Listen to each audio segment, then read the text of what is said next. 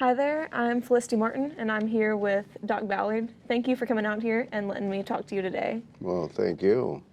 So I was just wanting to ask a couple questions about that little, shiny thing that you've got going on there. Okay. Can you describe the circumstances surrounding the act for which you were awarded the Medal of Honor? Well, I'm one of the few recipients that earned the medal for saving lives instead Wow. of killing the enemy. I was a hospital corpsman with the Marine Corps. That was my job, was to save lives. So for me to risk my life to save theirs, that's what I got paid for. Wow, that's wonderful. What does it mean to you personally to wear the Medal of Honor? Well, actually, it's a burden. It's actually, for one day in my life in combat, I have spent 55 years trying to live up to the heritage of the honor of wearing it. So I remember all the guys that's gone before me and everything that they've contributed to our country. So it can be hard to wear sometimes. Definitely. There's a lot that goes along with carrying that. There is, yes. Now, what do you believe the Medal of Honor represents to the American people and the world? Well, we have beliefs that what it ought to represent, and we want it to represent freedom. You know, I think the Medal of Honor that our government issues to our veterans is a world-class reward, because I don't put any other country ahead of the United States. So this may be the best world award for the military. So I want them to understand the sacrifices and who actually paid for the freedom and what freedom really means. Come and visit with us and learn what sacrifices we had to go through in order to enable our freedom back here. None of us went to war to kill anybody. We went to war because we loved what we were missing here at home. Definitely. So with that said, what does freedom mean to you? There's a lot of definitions in freedom. What's it mean to you? What's it mean to me? The common definition of freedom is being able to do what you want, when you want, within reason, without hurting other people. So freedom is an opportunity for us to live a quality life without fear, without worry of injury or death, or, there's different levels of freedom. But if you look at the military stats, we're all about being the protector of the country and protector of the world. So we think freedom is a right that we've earned. Certainly the military has a right to enjoy life, quality of life. Well, thank you. Are there any particular moments or individuals that stand out to you when you reflect on your service? I have a lot of friends. I don't know. I have a lot of heroes that I like to idolize, other Medal of Honor recipients that's gone before me. But when it's all said and done, I love the guy on the right and the left while I was in combat, They saved my life. And yes, all these other people are important because they've done their thing and they've proven that they're heroes. But at the end of the day, my life depended on other people, and I depend. My life depended on those people, and they're my heroes. Definitely. What advice would you give to those seeking to embody the principles of courage and selflessness in their own lives? Seek education. Seek to be understood before you seek to be understood. Let me say that over again. Seek to understand before you seek to be understood. In other words, look at other people. Let them be themselves. Try to let them have the freedoms that we've fought for everybody, There's not one person any more important than the other. But at the end of the day, what embodies our society is the fact that we have freedoms that no other country has in the world. Definitely. Can you share any stories or lessons learned from your military service that continue to guide you today?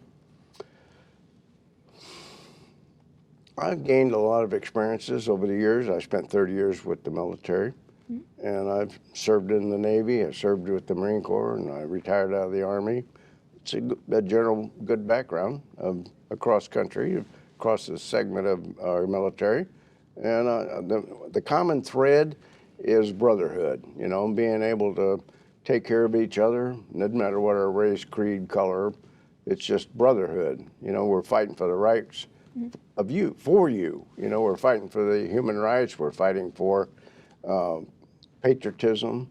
So the main thing I take away from my military service is love for our country, understanding what the cost of freedom really includes, and who had to pay it.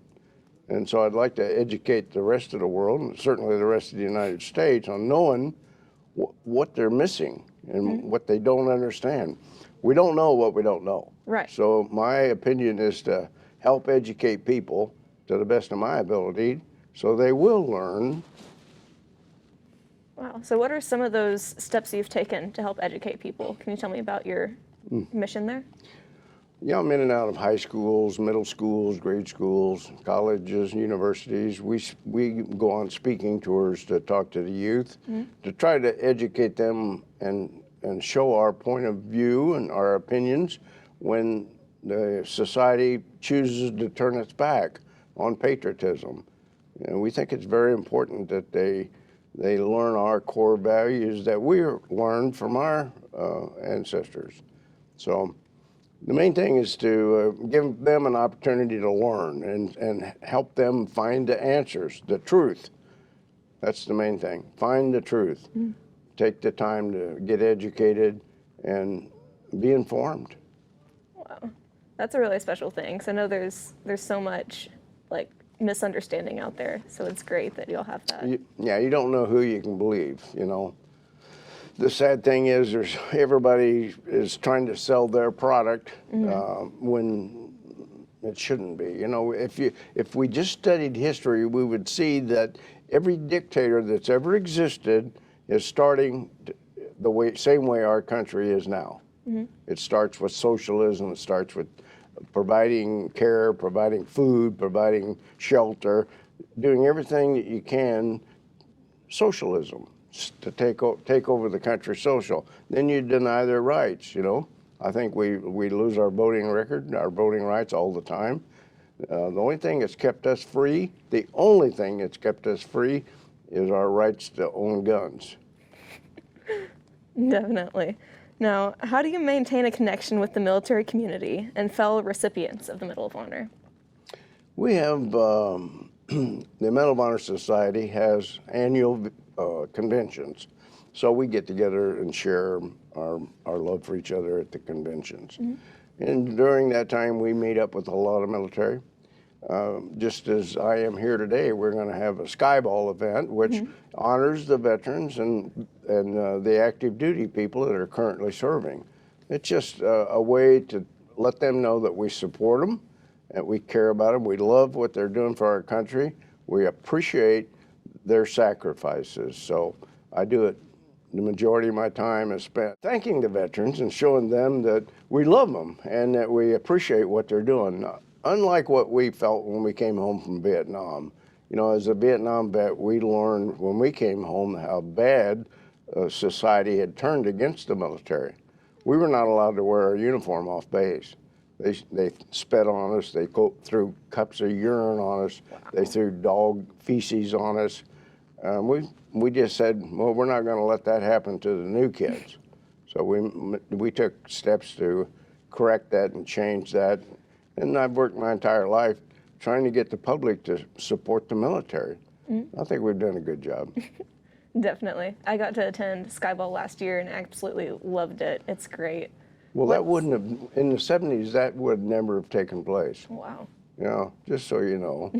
The other thing I'd like to think, if you're going to ask me a generalized question, and you can edit it, take it in and out, but I always try to find something good out of the evil, and I found the one good thing that I can hang my hat on in Vietnam, or my service in Vietnam, is that I was a paramedic.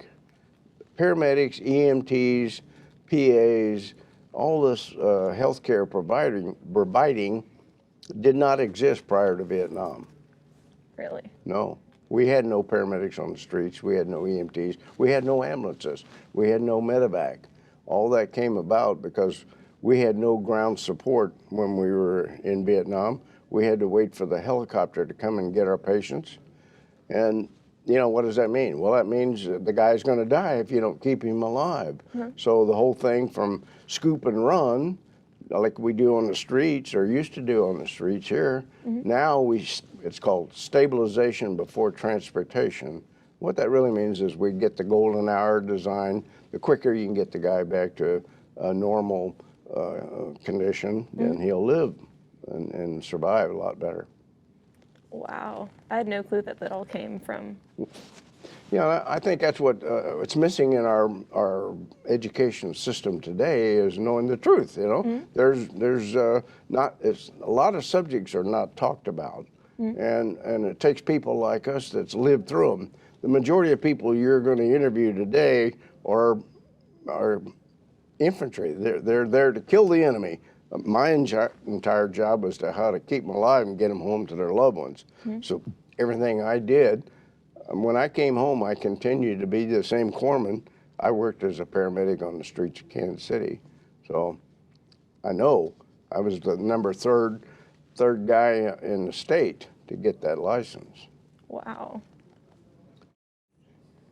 How has the Airpower Foundation supported you in your efforts to serve and share your message?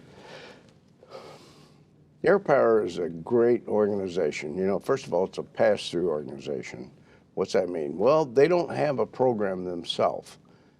Every dollar they take in, they give back to other nonprofits that have programs.